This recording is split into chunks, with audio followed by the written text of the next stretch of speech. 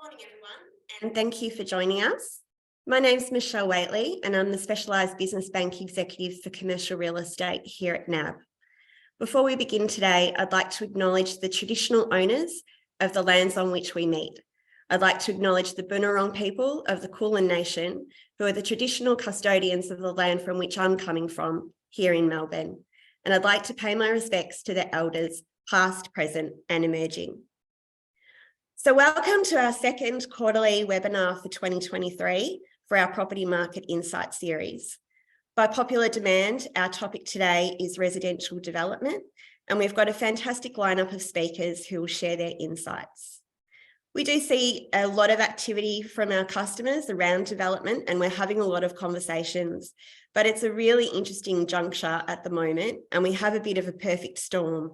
We've got increasing interest rates. We're seeing slowing pre-sales in some markets, subdued price growth. We've got increasing construction costs, and we've got builder issues. And yet we've got a housing supply shortage and a rental crisis. And these factors are playing out differently in the different states. In today's webinar, we're going to explore some of these issues and the impact on the residential development market. Joining me today from M3 Property are Luana Kenny and Claire Haynes. Luana is the Managing Director of Victoria and the National Director of Residential Development, providing valuation and consultancy advice across all residential sectors, including high-rise apartments, townhouse developments, and land subdivisions, including master planned estates. Claire's a director within the Melbourne Residential Development Team and has also previously worked with the JLL Valuations and Advisory Team. Claire focuses on residential apartments, townhouses, and mixed-use built-form developments. To get a quantity surveyor perspective, from WT Partnership, we've got Nicole Trumbull, who's the National Director. Nicole has a wealth of experience in residential development and building, healthcare and retirement, as well as retail and commercial development. And she's been working in the emerging sectors of embodied carbon and build to rent. And I've got to say, it's really exciting to have an all-female panel in a property webinar. We do appreciate that there's uncertainty in the market, and it does remain a challenging environment to navigate. As Australia's largest business bank, I want to assure you that NAB is open for business. We're committed to continuing to fund residential developments and to support the property market. And we're here to support you to continue to grow. So please speak to us about your next development so that we can work together to bring your opportunities to reality. We will have time for questions after the formal presentations. You'll see a Q&A function at the bottom of your screen, so please pop your questions in there and we'll get to as many as possible. We're also recording this session and we will share it afterwards. So on that note, I'm going to hand over to our first speaker, Luana Kenny. Welcome, Luana. Thank you, Michelle, and welcome to everyone online. I'd like to thank NAB for inviting Claire and I along, and I'll just share my screen now as I bring up the presentation.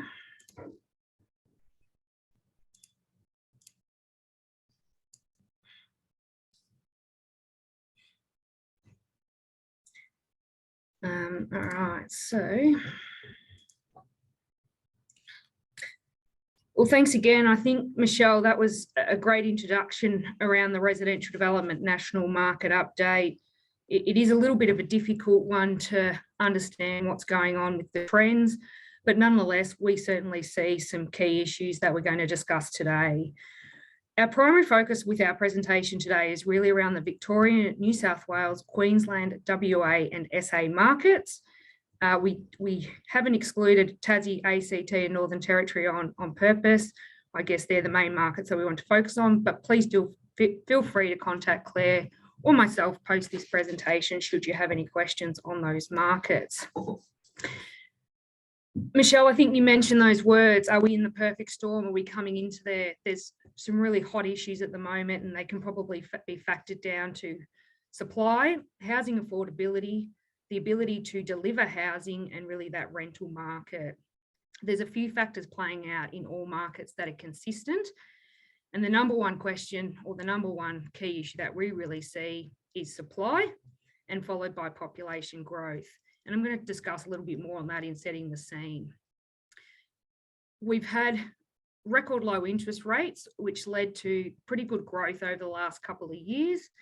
However, as we've started to see those interest rates increase, we've started to see a slowdown in various markets to a certain degree. And look, some markets are bucking the trend, and we'll discuss that a little bit more. We're really in a rental crisis at the moment, and we're seeing low vacancy rates compared to what they were pre-COVID. The biggest risk at the moment that we see across a number of markets is planning risk, particularly with respect to New South Wales and Victoria, that there's been prolonged application periods, and that's really constraining supply as well. And I'm also interested to hear Nicole speak on construction and building industry. We've seen pretty significant increases, but that coupled with a skilled labour shortage has really slowed supply and impacted the feasibilities as we see them, as it plays out in the valuation space. So population growth. If you can see the chart there on the left, or sorry, on the right, we'll start with, we're coming into a period where we're expecting some pretty significant population growth. And I will talk about overseas migration in a little bit, but first I want to focus on where we've come from and where we're expected to go.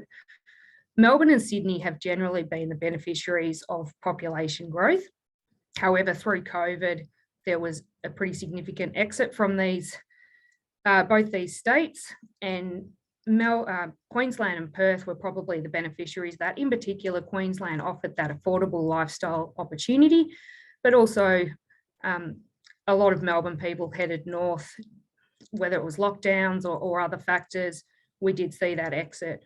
Melbourne and Sydney both bounced back, although we're certainly not at the levels that we saw pre-COVID, and we don't expect to be at those levels for some time. But 2024, we anticipate that net interstate migration will start to improve in both those states.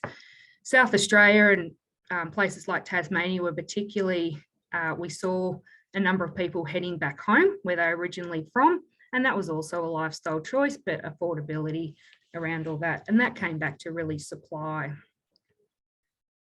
So we're hearing a lot around overseas migration. We've got a pretty ambitious target, 1.5 million people over the next 5 years. And I think the key really around that is how we're going to house them and how we're going to deliver that housing. Melbourne and Sydney will also be beneficiaries to that overseas migration. And you can see there's some numbers. We're talking about almost 300,000 people per annum. And that's compared to more normal levels, which is that circa 230 to 235,000. It'll be interesting to watch the state budgets coming up, because we're anticipating that a lot of the states will be competing for this overseas migration, particularly around this skilled shortage. And we've already seen the WA government come out and announce a $46.7 billion boost to try and attract overseas skilled labour, particularly in that construction industry, to deliver housing, because they're really suffering from a shortage of supply at the current time. So in terms of the vacancy rates, what we're anticipating is that they've been relatively high through COVID in some states, and they've come right off. And we keep hearing about the rental crisis and the difficulty of obtaining all of that, and being able to get rental, being able to get rental accommodation. We've seen a pretty significant increase in rents, and Claire is going to touch on that around that built form market. But we are in a rental crisis, and if we're going to see 1.5 million people come through, that really, for every 100,000 people that come into our country, we probably need about 50,000 dwellings. So that just puts more pressure on that market. So today I'd like to talk about the Englobo land market and the things that we're seeing in this space. So around lot pricing, there's been pretty significant growth, particularly in New South Wales, which is off the back of just low supply. The affordability issue around New South Wales is starting to have a real impact, and the sales rates have come off significantly in both New South Wales and also Victoria. New South Wales generally had lower sale rates compared to Victoria, and they've generally trended sort of around that 4 to 5, which is a price point that's per month per estate on average. Now, the residential lot sales graph there on the right just shows the different states, with light blue showing for Sydney And I just want to highlight the 2021 year. This was particularly strong across all states, and that's where we saw the growth in lot pricing. And as an example, Melbourne, they saw about 34,000 lots sold in that 2021 year. And we really saw a lot of pent-up demand come forward on that. Generally, you'd see about 15 to 19,000 lots sell in a year. So it's a pretty significant brought forward that created supply. And we really saw that we tipped into a little bit of oversupply in early 2023, but that was very much short-lived, and Claire will touch on that. So this market in totality across these 5 states probably deliver around 40 to 45,000 lots per annum. In 2021, it saw about 75,000, and that really dropped to about 34,000 in 2022. So where I'm leading to on this is that it really underpins all markets across the country. We've got 1.5 million people coming in the next 5 years. We need to house them, and the Englobo market is not going to be able to keep up with that. So we're going to have to see a bit more come into the built form market. But essentially, this is what I see is going to underpin our market from 2024, that we've seen a slowdown in lot sales for this 2023, and that will continue through for Sydney and Melbourne in particular for the balance of 2023. However, we expect that to start to uptick into 2024, and we'll start to see some improvements within this market. So going forward, the one thing that we look at when we're having a look at the affordability around our growth areas is to have a look at the median house price. Generally around 30 to 35% is where the market is affordable, and that is 30-35% of the land price against the median house price.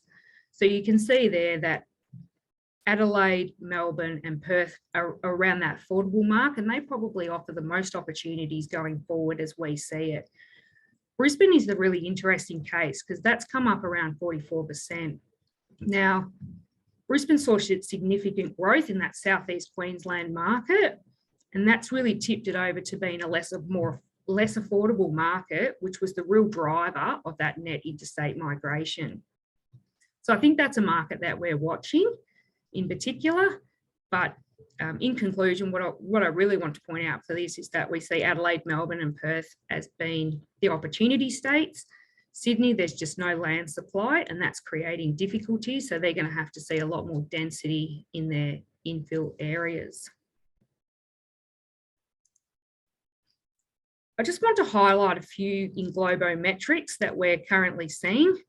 These are really broad brush, and obviously things can change around where they're located, the planning status, size, etc. I guess what I wanted to touch on here was more so around the cost of delivering a lot, and that includes contributions. The lot price is the end realisation, and then the Englobo rate really is the affordability of that land. So it's probably no surprises that Adelaide is our most affordable state, and also is the most cost effective to deliver a raw lot of land. The gap, however, works out at about 90,000 per lot, hence you can't afford to pay what you're paying. Brisbane in particular was pretty attractive, and we've had 8 Englobo sales in the southeast Queensland market, and 7 of those sales were actually purchased by Melbourne developers. And there's a couple of things for that as we see it. First is Brisbane became pretty attractive around affordability on both the Englobo rate. They were benefiting from net interstate migration, and there was more land available compared to Melbourne. We just aren't seeing the land come to the market, and we aren't seeing the Englobo sales come to the market either. And that's not a function of the markets not there. It's really a function of there's no land left.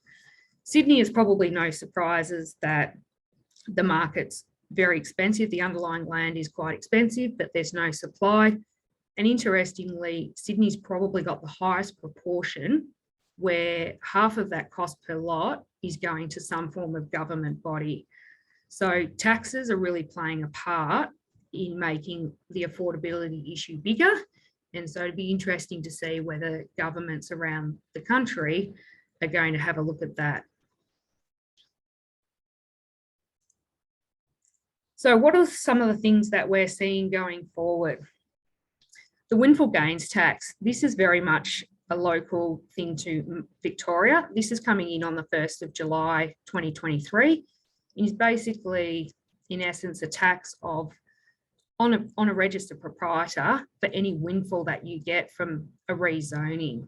Now, whilst this is a Victorian market initiative by the government, we believe that other states will be watching this pretty closely. Property is highly taxed, and that can fluctuate. And the reality is, when taxes come into the market, it's basically ends up with the end purchaser, creating that affordability issue. Michelle mentioned this in her opening statement, that there is a pattern of a little bit of uncertainty. Market sentiment is still quite cautious, but it's not negative, and there are a number of states that remain optimistic, and we expect that from 2024 we're going to start to see some growth in that land in Globo market. New South Wales and Victoria are probably where it will remain relatively subdued. Adelaide tends to be a steady as she goes market, and we expect that that'll come back into play for the balance of 2023. But certainly we anticipate, given that the supply is just not there and the ability to bring more land to the market is not there, that's going to really underpin those in Globo prices. We haven't seen a lot of transactions occur within 2023. However, those transactions that we have seen have certainly indicated that prices have been held.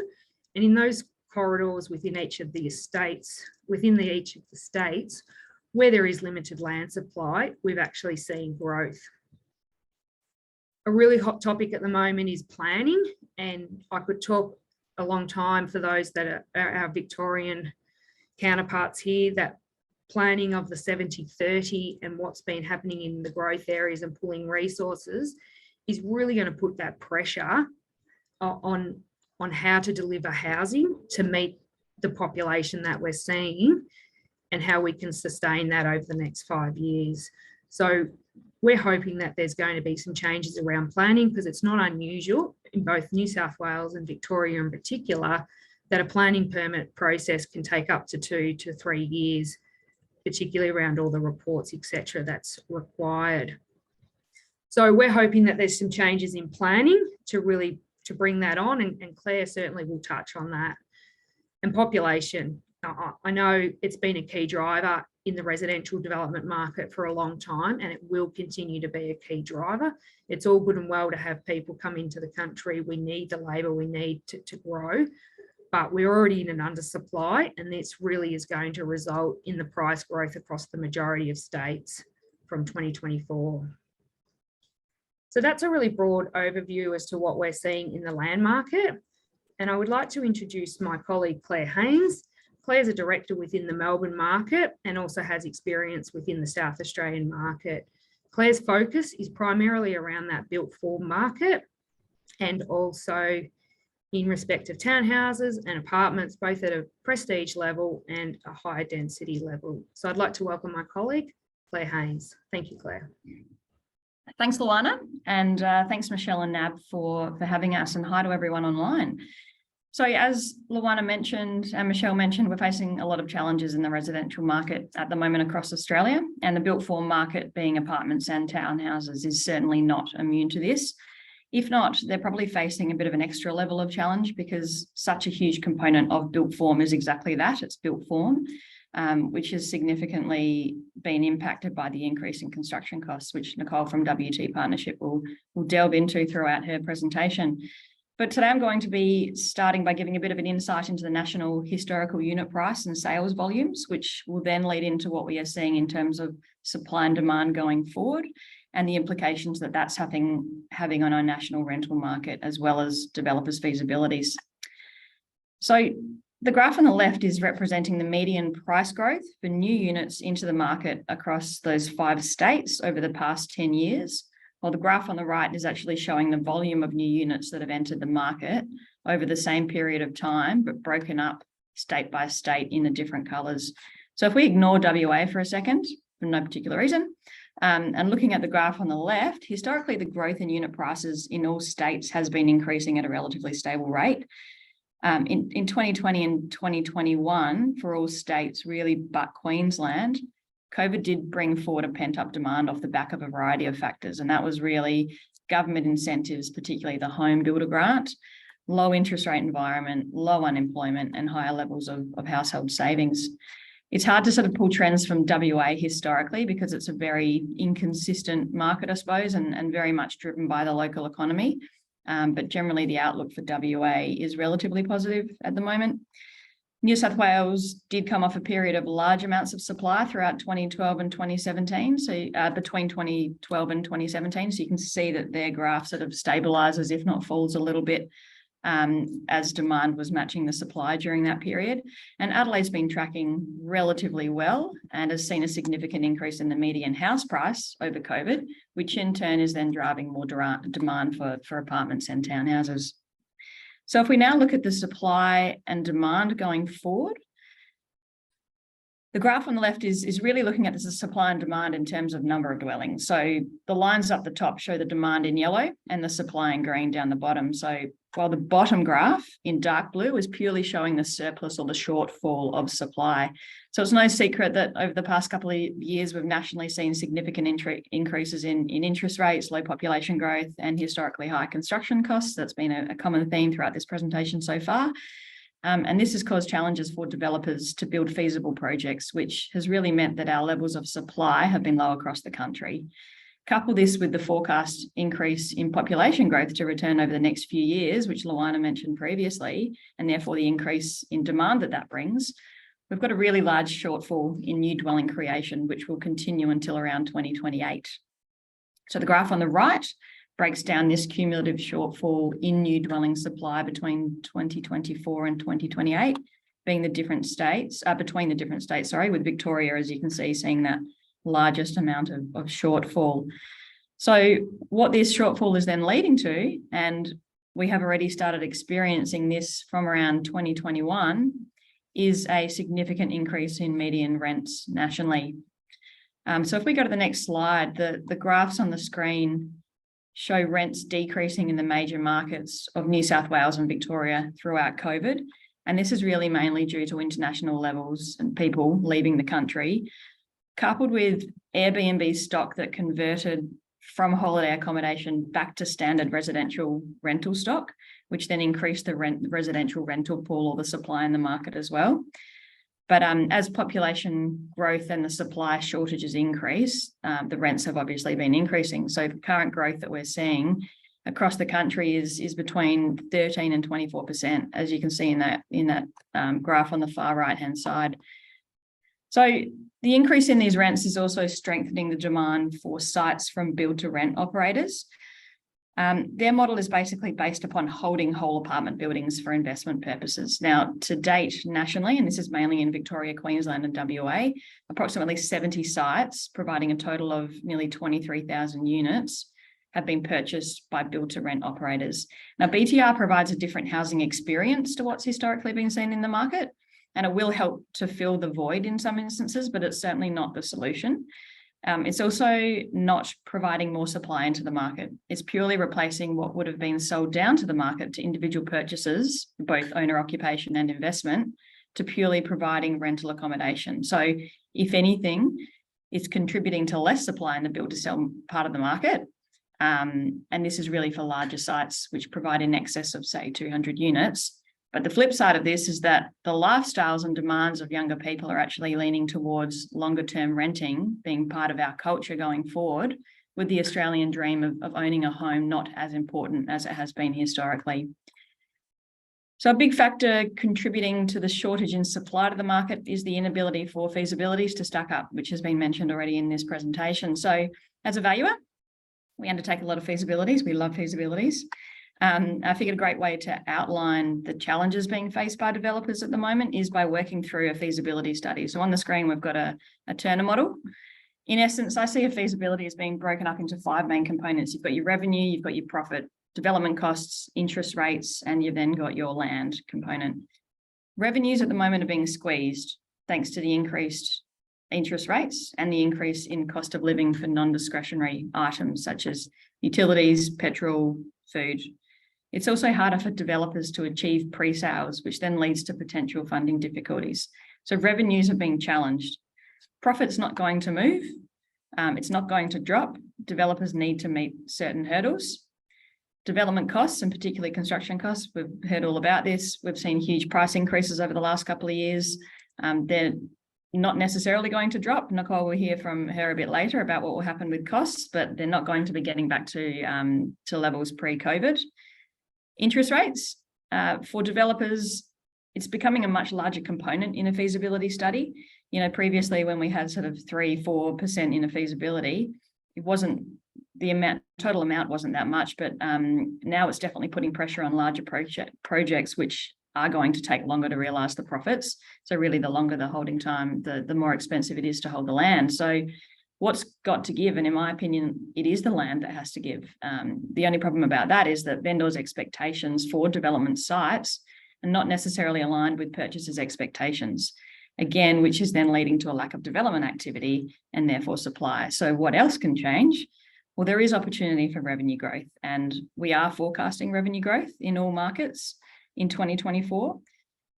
But as Luana mentioned before, one of the significant changes that we need to see as an industry is this planning reform, and particularly in the bigger markets of New South Wales and Victoria. We really need to increase densities within areas that already are serviced by essential infrastructure, and we need to make that planning process more seamless.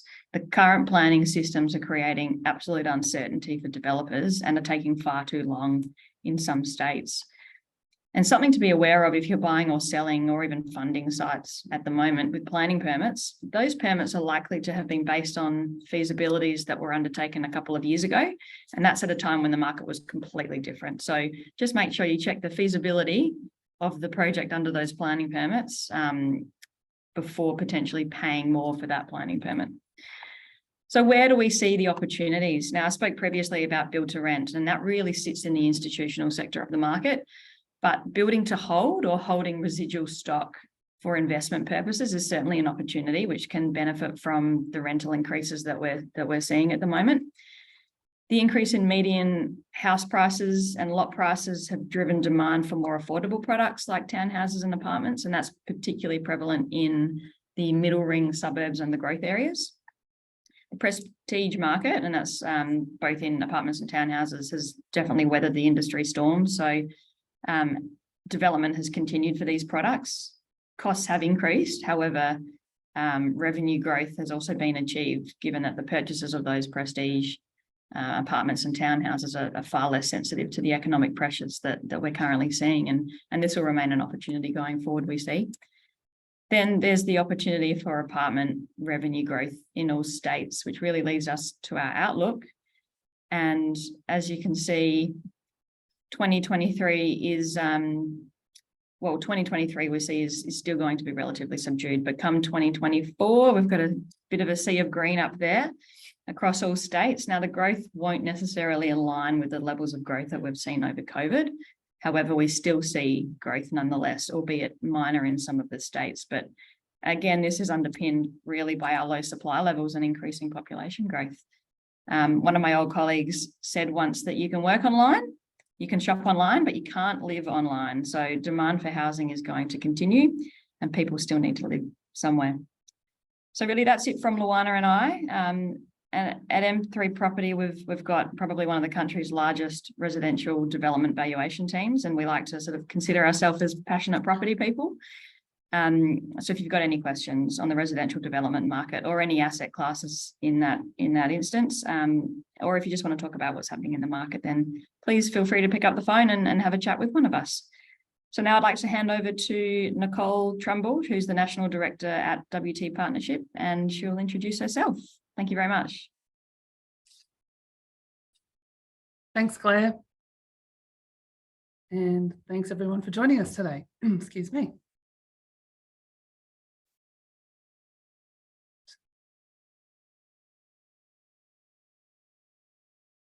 So, sorry, I've just kicked that.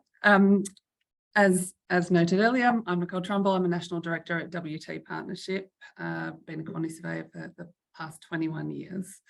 So WT Partnership are the largest privately owned quantity surveying company in Australia. We have over 350 staff nationally, and we also have offices overseas. We provide services across mainly quantity surveying is traditionally what we provide, but also ancillary services that really complement quantity surveying specifically. So things like facilities management, carbon accounting, PPA services, and the like. And we provide this across all sectors of the construction market. We do have a huge pipeline, or a huge portion of our work is residential, but we also sit across infrastructure, commercial, defence. Essentially, if it gets built, we will price it for you. So this is just an example of some of our projects. As you can see, they're quite diverse and really range from, we're working on the gallery at NGV at the moment, the new gallery, and massive towers like South Bank by Beulah, but also we'll do projects like I do quite a bit of affordable housing, retirement living, aged care, and we'll also do private developments generally of that higher end market that Claire was talking about earlier that we've continued to see grow. I think it's been discussed non-stop for the past 2 years around the multiple factors that are influencing the construction market. So we've really had this perfect storm over the past couple of years where we've seen so many different factors that do influence construction cost really come to the fore. So all of these items have impacted the market so that we've seen that escalation rate in excess of 10% over the past 2 years, which I had not seen in my career in the past 21 years prior. So we've seen material supply issues being a really major issue, and that's coming from both locally and internationally. And a lot of that particularly has impacted the residential homeowner space, as we really have seen so much demand in that space over the past couple of years. And a lot of that has come off the government incentives that we've seen. Material logistics was a massive one over 2021 and 2022, with shipping rates going absolutely through the roof. They were 4 times what they were pre-COVID. Thankfully, though, that is one item or area that has come way back since we've opened up again. And so that is one area where we've seen pricing come down significantly, and we are pretty much back at pre-COVID pricing for shipping costs. Supply chain disruption has also been huge over the past couple of years, but again is one of the items that we've seen come off a fair bit and is helping with slow the rate of increase in the market. So it isn't as difficult to get materials from overseas as we have had in the past couple of years, but there are still issues, particularly with lead times on construction projects. The plant and equipment space is really being driven by the huge amount of infrastructure work that's happening. So even though this typically wouldn't necessarily impact your residential construction too much, at the moment it is only because of that infrastructure boom, and it's pulling resources in terms of plant and materials into that infrastructure area, and meaning that pricing is going up significantly. Labour availability is one that we've been talking about non-stop with the migration issue and people leaving Australia during COVID. So we've still got a labour shortage in general across the construction industry, and we were already coming into a period where we were going to have issues with labour shortages due to our overall ageing population in Australia and less people taking up trades. So that compounded with the lack of migration has really impacted our construction market, and therefore the number of people we're able to even get to site and the cost of those labour market, which goes into that rate increases in supervision and labour above market. And everyone's really fighting to keep and retain talent and having to pay more to keep them. Productivity, thankfully, has come back on. We had a lot of shutdowns during COVID, a lot of restrictions in terms of how many people you could have in site and the like, which was really impacting programs and costs. We are hoping that that doesn't happen again, and leading into the next 5 years won't be an issue moving forward. We're still going to be dealing with things like foreign exchange rates, commodities pricing with the cost of oil, which impacts the cost of the production of a lot of materials like concrete, which relies heavily on oil. Global conflict is going to continue to be an issue, as we've seen with Ukraine, and how that overall global sentiment impacts our market. In Australia, we've had a huge number of natural disasters just in the past couple of years, and unfortunately, that's likely to continue. The reason that that is an issue with the construction cost is that it draws resources to the areas where those disasters occur. So where you would not normally have that demand for additional construction and growth, we've got a huge amount of demand in, say, New South Wales at the moment, where there were floods in the past year or so. So that all just draws on all the resources and puts additional pressure on the market. And finally, we are all moving to a more green future, and the carbon initiatives and embodied carbon reductions do come with a cost impact, and that will also impact your overall feasibility. So this is kind of our WT's overview of where we're seeing factors influence the market pricing. So as you can see in 2022, there's a lot of red there, which is showing how those key areas were really impacting escalation and really pushing it up.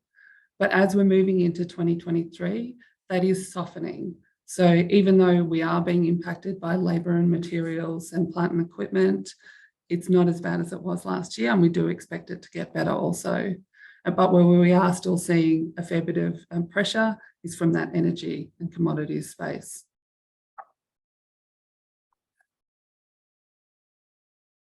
So this gives you an idea of the market, the national market, and where we are forecasting escalation rates to go in construction. This is around the building space. We do have an infrastructure team as well, but that is actually quite different to this. So we are anticipating that escalation rates will reduce over the next couple of years, noting that we do not expect construction pricing to come down. I think as both Luana and Claire mentioned, there is a lot of pressure on developments at the moment because of construction costs, and unfortunately, we don't see construction costs coming down again, but what we do anticipate is that they will not increase much. So we'll see a small increase over the next couple of years. The outlier there is Brisbane, and that's really because of the Commonwealth Games. And we do foresee that there's going to be pressure in that market, and construction costs will pick up and bounce back a lot faster than we will see in the other states.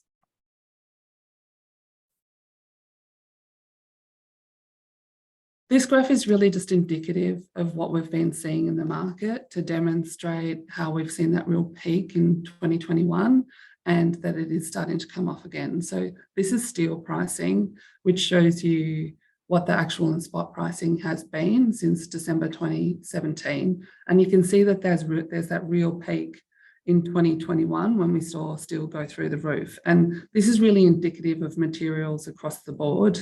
And you can see now that it's really starting to drop off, and that we are starting to see, steel return to pre-COVID levels again. There are a number of materials though that continue to cause issues. Things like earthworks and civil works are still a massive cost impost for construction, and is still sitting significantly higher than it was pre-COVID. On the other hand, things like precast have really stabilised, much like the steel has. Plumbing and hydraulics are also causing particular issues for contractors. We've seen a number of recent insolvencies in the subcontractor market, and that's really creating limited supply in that space and driving prices up. So the trades are really all over the place. We have seen quite a few come off, but there are still a number of them that are causing issues with regard to cost.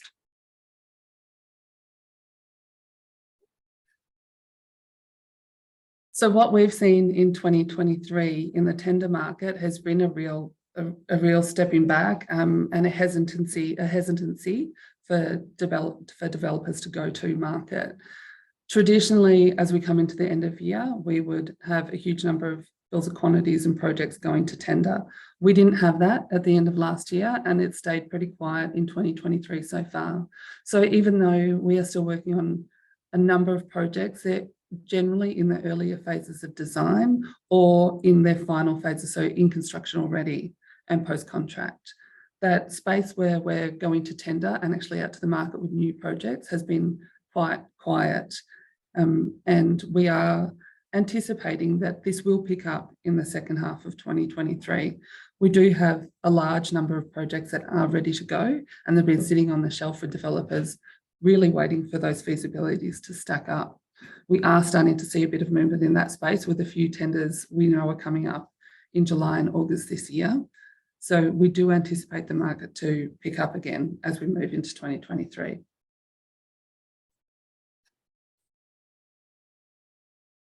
So there are a number of risks and opportunities in this space at the moment.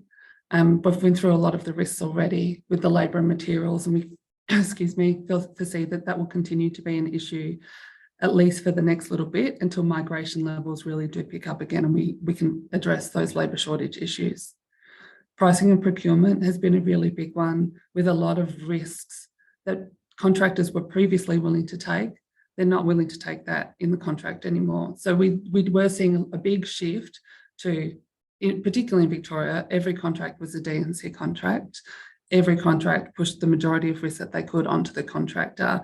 And this included often things like latent conditions risk, where contractors were willing to take it on because the market was just so competitive that if they didn't, someone else would.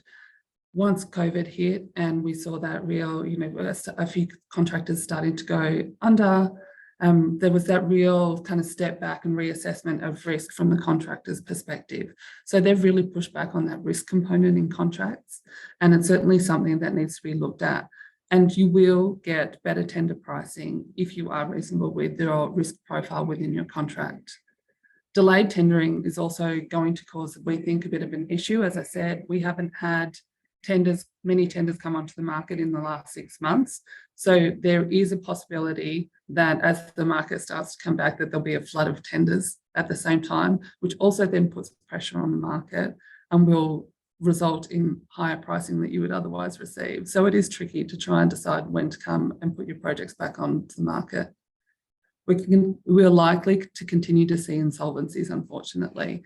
As I said, regarding the procurement and the contracts, there is not a lot of room to move in construction contracts in Australia. There's very little ability for a contractor to put their hand up for more money unless it's for a very specific variation. There's no rise and fall clauses. And so any contracts that were locked in prior to those serious cost increases, putting pressure on those contractors. We also think that that is going to impact pricing moving forward, as contractors are going to want to try and recoup some of the money that they inevitably lost over the past couple of years by being locked into contracts that were way lower than what the market was pricing it out once they got to construction. Net zero and carbon will continue to have an impact as well on construction costs. At the moment, for sure, any increase over, say, a 20% reduction is coming at significant cost.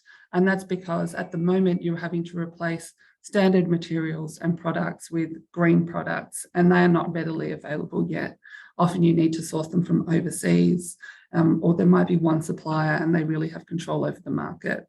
So if you are looking at Green Star has a 20% carbon reduction requirement at the moment, which is going to increase up to 40%. So if you are looking at your development and you are based on the new Green Star, it is an allowance that you need to make within your feasibility to achieve these carbon reductions as it stands.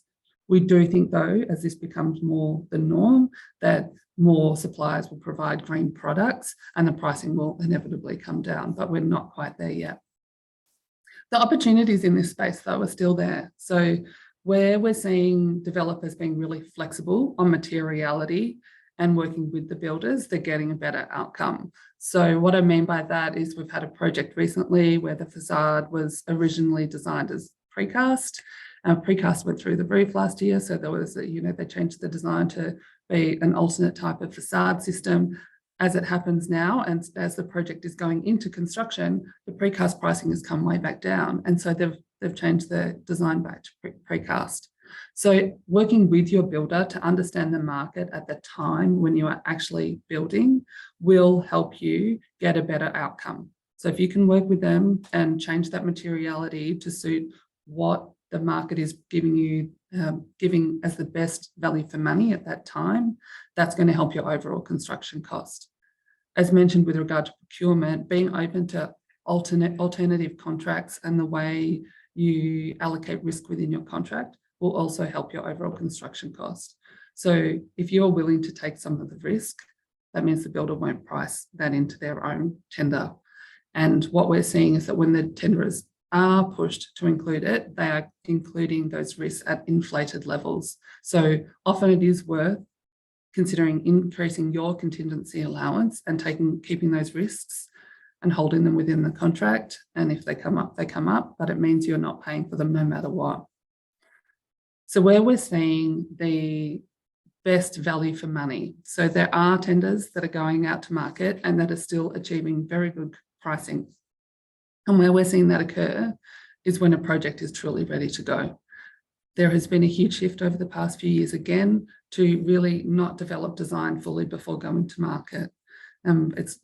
Once upon a time, we would never receive documents for tender that were less than, say, 80%, and that happens all the time at the moment. And there was this real push to do things faster and faster. But what we are finding is that projects that are slowing down and really developing the design and ensuring they are ready, so that when I say they ensure they're ready, they not only have a developed design, but they have their planning permit in place, they have their pre-sales, or they have their funding in place. It's really clear that the project is going to go ahead. Those projects are seen by the market as project ready, and the subcontractors and contractors will put the time and effort into winning those projects and will put the most competitive pricing on those projects. So our biggest piece of advice we have for our clients at the moment is really to make sure that you're ready to go before you go to tender. So what we are forecasting into the rest of 2023 and hopefully 2024 is that there really will be a stabilisation of market conditions. So although there won't be, as I said, a drop in construction pricing will increase at a very low rate, and with increased migration numbers, and this hopefully being the close to the peak anyway of interest rates, who knows what's going to happen there, but on the basis that we do have that flood of migration into the country, and we've also seen rental pricing increases, as Claire and Luana were talking about, we do foresee that sales prices will also start to increase, and hopefully at a greater rate than what construction pricing will increase at, which will cause that stabilisation in the market where feasibilities will start to stack up again. And that's it from me. There's a lot to talk about in this space. I'm very happy to take questions if anyone has any. And I will hand back over to Michelle.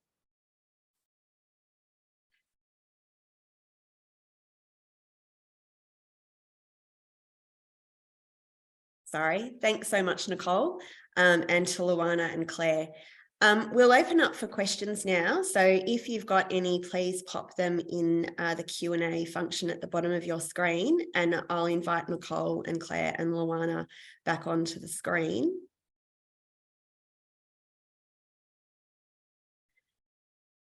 Just while we're waiting, I might just ask a question around planning. Claire and Luana, you both mentioned that we need to see an improvement in planning to help us with supply. And I'm curious in terms of, a policy like 70/30, where you see, the impact of that in terms of the planning process.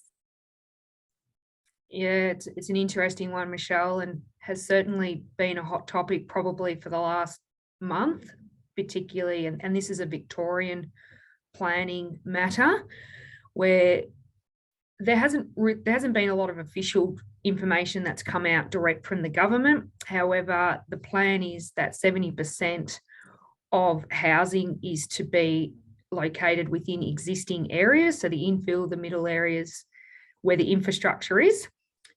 We've had a fair bit of pressure put on the infrastructure environment over the last probably 10 years, really, as we've seen the growth areas come on stream, and that with the big projects that have been going on by government, that's really pushed up a lot of the construction pricing, as Nicole alluded to.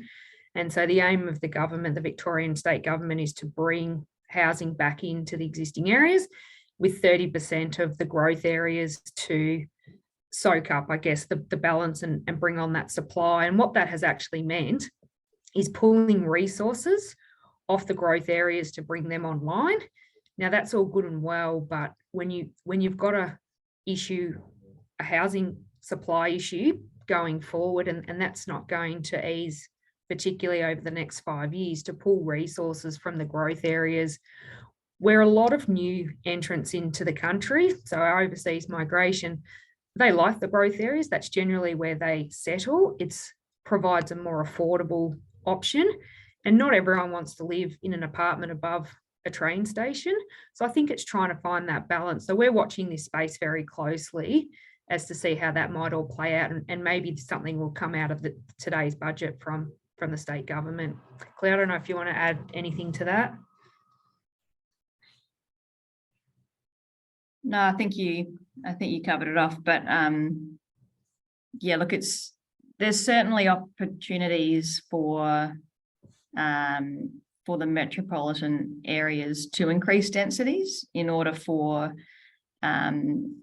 for us to achieve higher densities on sites. And I sort of like to talk about Box Hill, and Box Hill, historically have seen huge amounts of supply over the last, let's just call it 10 years.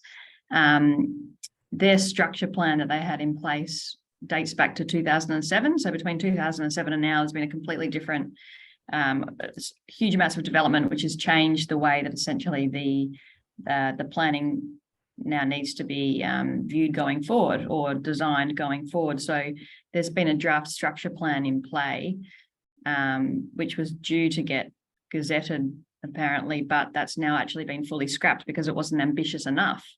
So, I think that sort of, I suppose, is fueling, in a market where there's huge amounts of supply that have got massive towers coming out of the ground, who still see their planning as not being ambitious enough. I think that sort of tells the market that we definitely have opportunities, particularly in those big activity centres where there are big train stations and shopping centres, that we need to get more densities out of our areas that are close to that infrastructure that's already in place.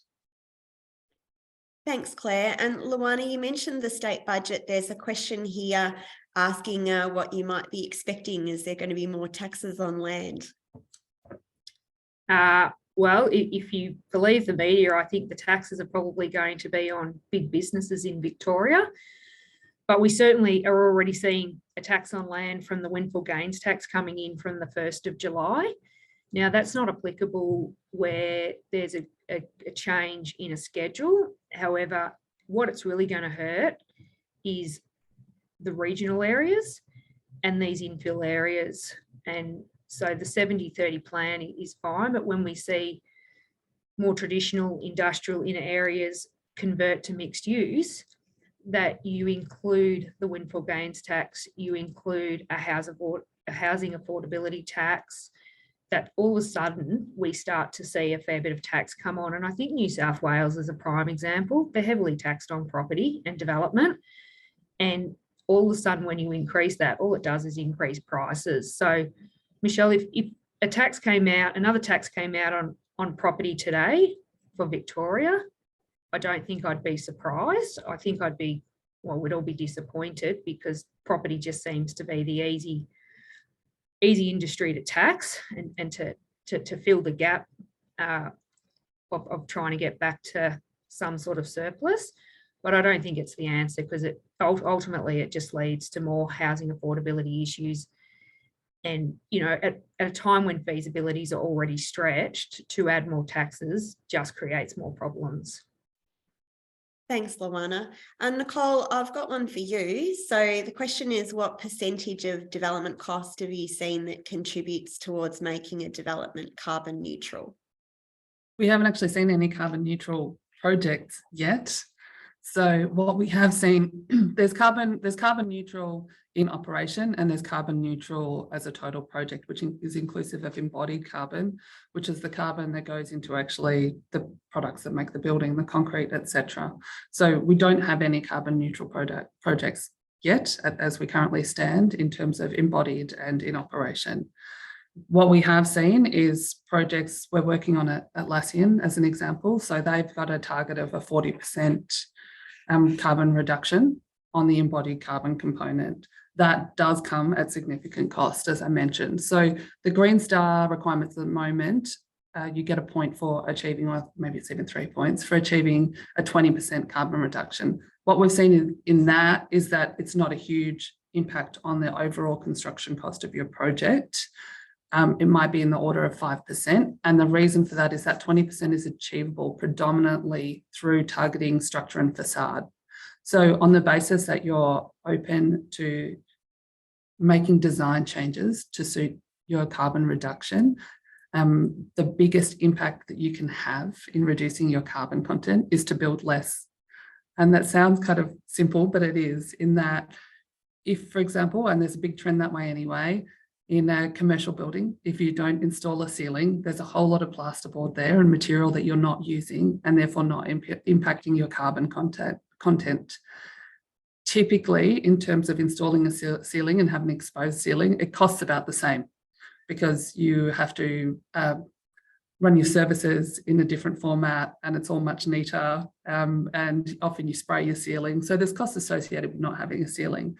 But on the basis that there's nil cost effect, you actually have quite a substantial carbon reduction in that by doing that. What we've also seen is that if you increase the number of columns, for example, in a building, that often has an overall impact on the building, that you reduce your overall structure.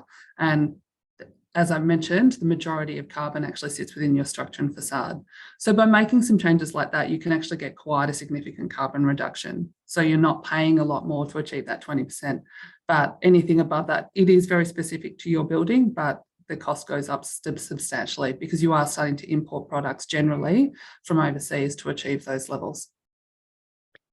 Thanks, Nicole. We'll go with one more question, which is probably to Luana and Claire. Just, do you think there's a disconnect between pre-sale levels and housing demand? It's certainly something we're grappling with as a bank.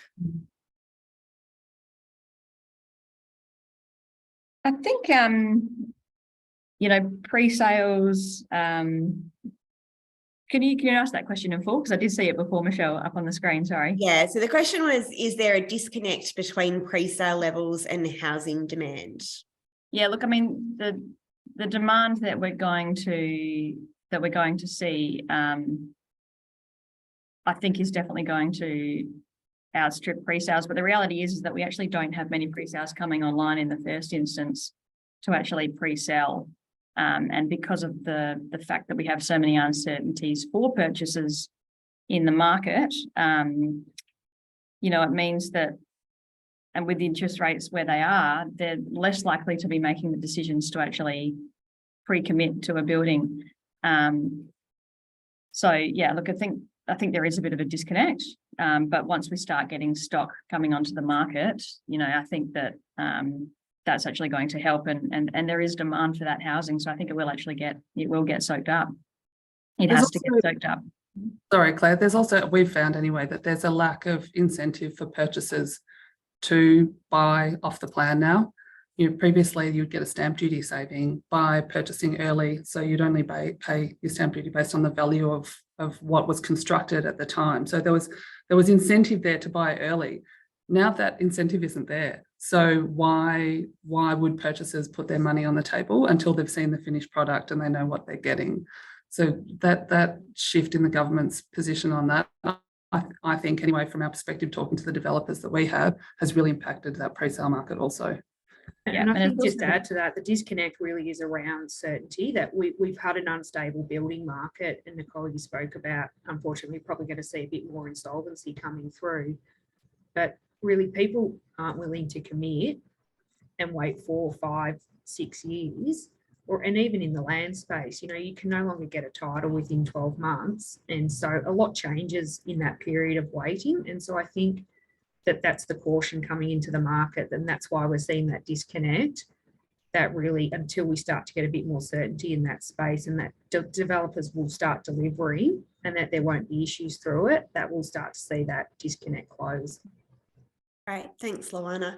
So as I mentioned earlier, we will send a recording around of today's presentation. There are a number of questions that we haven't had time to get to, so we will provide answers to those as part of that distribution. So just I'd like to thank everyone for attending. I hope you found today's webinar informative. Thank you so much to our panelists, Claire, Luana and Nicole. We've really enjoyed your input today. For our customers online, I'd like to just take the opportunity to thank you for your custom. We do really value your business, and we look forward to continuing to partner with you on your future projects. As you close out of today's webinar, you will receive a survey. We would appreciate it if you could take the time to provide us with the feedback. And we're also looking for suggestions for future topics, because we do want to provide you with webinars that you find insightful and useful.